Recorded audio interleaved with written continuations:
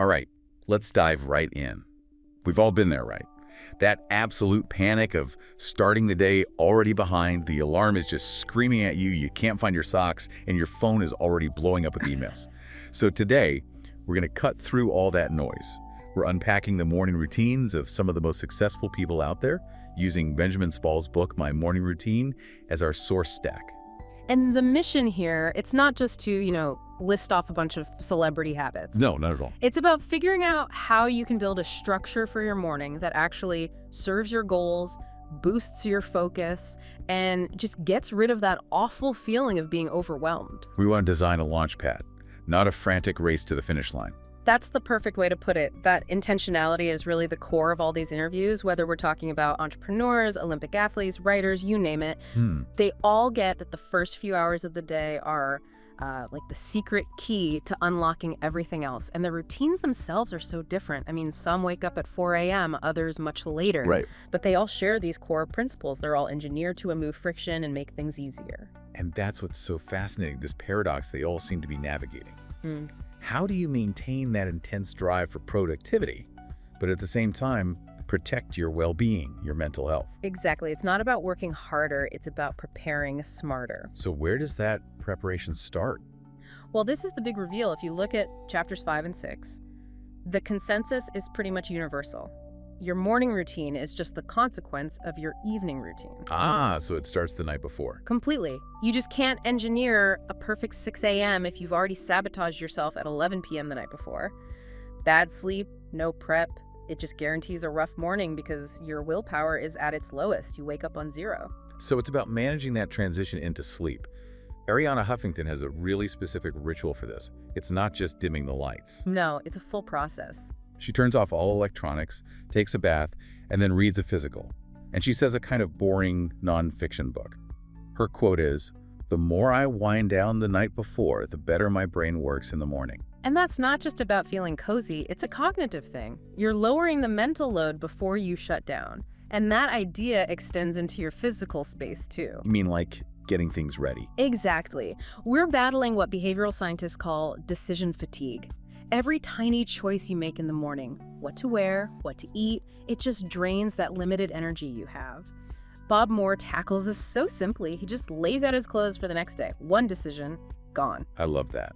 But James Freeman and Amanda Hesser take it a step further. They both make a point to tidy their kitchen or their workspace before bed. The goal, they say, is to wake up to a peaceful environment. Which sounds so simple, but it is incredibly powerful. Why do you think that is? It's environmental priming. You're making sure the very first thing your brain processes when you wake up is order, not a mess that's screaming for your attention. Right. So you're not inheriting chaos. You're not. If you wake up to dirty dishes, your day starts with a to-do list you didn't even make. Tidiness just ensures your morning starts with peace. And speaking of chaos, the digital disconnect is probably the biggest hurdle for, I think, most of us. Oh, for sure. It requires a hard stop. Neerdal is pretty extreme. He literally shuts off his internet router at 10 p.m. John Gold uses content blockers on his devices. Oh, they're building systems. They're building systems because they admit that willpower is a finite resource. They know the 10 p.m. version of themselves can't trust the 11:30 p.m. version. It's an architectural solution. But, all of this is kind of pointless if the physical foundation isn't there. You can lay out your clothes, but if you wake up exhausted, it's all for nothing. Absolutely. And this is where Brad Feld's story is so important. He was struggling with energy, inconsistent wake-up times, and he realized it wasn't a moral failure, it was biological. He had sleep apnea, right? Severe sleep apnea. He got a CPAP machine, and it completely changed his life. He stopped using alarms entirely. Now he just wakes up naturally, sometime between 5:30 and 9, whenever his body is ready. That's such a great lesson. It's not about the device itself. It's about realizing that no amount of discipline can overcome a broken biological system. You fix the core issue, and the results are just exponential. Exactly. When you fix the source, the routine becomes almost effortless. Which brings us to that moment of waking up, the morning ascent. Yeah, and it's worth just pausing on the word alarm. Arianna Huffington points this out. The dictionary definition is a sudden fear or distressing suspense caused by an awareness of danger. We literally start our day with fear. We start our day with fear. Her goal is to replace that panic with peace. And that's where these grounding rituals come in. They're these personal anchors. Like the author Caroline Paul, she calls the morning a sacred part of the day. She wakes up, makes coffee, and just reads a physical book. It grounds her before the world starts making demands. And on the other end of the spectrum, you have people who jump right into physical movement. General Stanley McChrystal rises at 4 a.m. for a 90-minute workout. A grueling workout. That 4 a.m. start sounds, almost inhuman. We started this by saying we don't want a frantic race, and that sounds like a full sprint right out of bed. It's a sharp question, and the answer is in his strategy, not the intensity. The secret isn't how far he runs, it's the system he builds around it. So back to the system. Back to the system, he organizes all his workout clothes, his shoes, his equipment, everything the night before. He knows that when that alarm goes off, your brain is looking for any excuse to stay in bed. So he removes the excuses. He removes the friction. He says you have to follow the path of least resistance. He makes it easier to do the workout than to not do it. Which makes perfect sense. And that same principle applies to mental preparation, too. It does. The street photographer Andre D. Wagner talks about his mental hygiene. Before he goes out into the chaos of New York City, he journals, he reflects, he grounds himself internally first, so his mind is a filter, not just a sponge for all that stimulus. Okay, so we've woken up, we've grounded ourselves.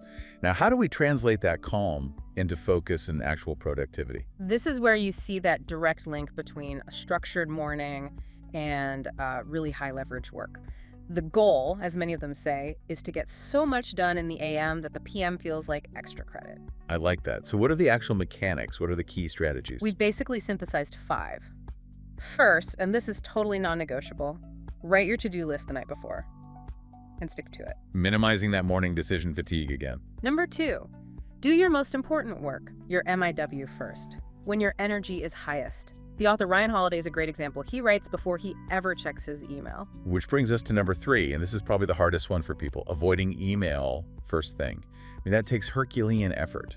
It does, but the mental shift is recognizing what email is. It's a reactive tool. It's a list of other people's priorities. Right, it's their agenda, not yours. Exactly.